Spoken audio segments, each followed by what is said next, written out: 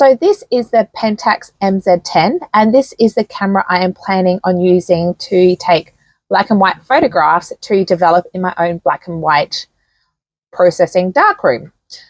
So let's have a look through it. So you've got your lens, you've got your autofocus to manual focus, you've got your change of flash, and then also to turn off the sound, and then you've got your attachment for your cable release. Then you've got your button here which opens the back of the camera, so to load the film, and this is for film loading as well. On this side you've got this button here which is your lens release button. At the top you've got your modes, your shooting modes, and then you've got your drive modes, which is the dial underneath. You've got your hot shoe, you've got your flash release, you've then got the on off button, your select dial, your shutter release, and your LCD screen. So for this make, you can also set the date on the back. So you've got an LCD to set the date. I thought it was really interesting. On this camera, you can also shoot in panorama mode, which I thought was interesting. So this is the dial that changes it to and from panorama mode. And here you've got your exposure compensation. So I found this camera interesting to work out how to use. So you've got your shooting modes here. So picture is the equivalent of auto for this camera. And so for the camera to do everything in auto, you have it on pick. So picked, and then you have the aperture all the way to A. And you can see as soon as I did that, these options came up here. And then you use the select dial to choose which mode you wanted to use. So you've got portrait, landscape, macro, and action. It's also got the green pick, which you can just see here, and then it comes up on the LCD screen, and that is your auto mode. You can also see that underneath it's got AV. So if you want to use aperture mode instead of the picture mode, you then change the aperture ring to anything other than A, and then it changes it here on the settings. So you can see that the shutter speed is changing, but you choose the aperture by using the aperture ring and see on the mark where it is there, and that is the aperture that you're using. The same sort of a thing applies to then put it in changing it from TV mode, so shutter release to manual. So at the moment you can see that it is in manual, and that's because the aperture ring is anywhere except on that A. But when I change it to that A, you can now see it's changed to TV mode, so shutter release. Everything else is sort of stuck standard on this camera. So you've got your shutter that you half press to focus and then full press to take the photograph.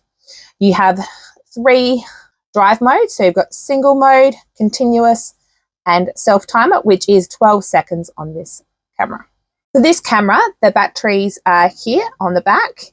And if you are a real old school film photographer, this is why you have a 5-cent coin, because it's helpful to open and close the battery compartment. You've got where you attach your tripod mount here.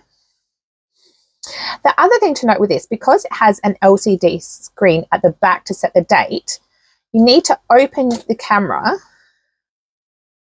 and put in another battery here to light up that screen so you can set the date. I love being able to take off the lens and have a look inside your camera with an SLR. So here you've got your mirror. So this is the mirror that will lift when you take the photograph, and so you can get onto the film plane. You then got mirrors up here, which will be the pentaprism that bends all the light so you can look through the viewfinder. You've then got all these points here, which are for the lens attachment. So in there you've got your power supply contacts. This is your autofocus coupler, and these are your lens information contacts. And then you've got your dot here, and this is so you can line up your lens to make sure that it's in line with all the mounts when you connect it. So like most SLRs, you line up the dots. So the orange dot there, orange dot there. You see them line up, it goes in, and you turn, and then you've got your lens on. For this camera, when you look through the viewfinder, all the information is on the right-hand side.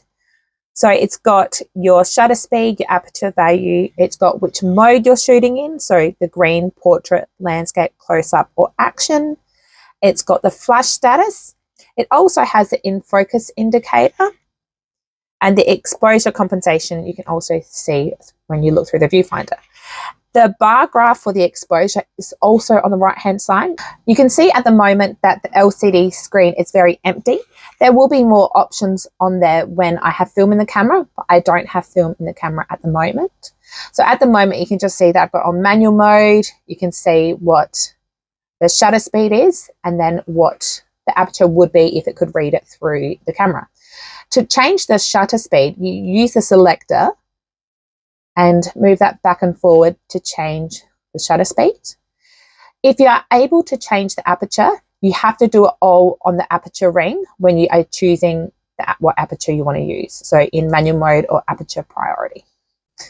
The full screen comes up also when you are in some of the picture modes. So it does list both the shutter speed and the aperture. This icon here, the dot and the lines, this icon tells you that the sound is on. So whenever you press the shutter, it will basically make a sound and does it in relation to focusing as well. So you can turn that off.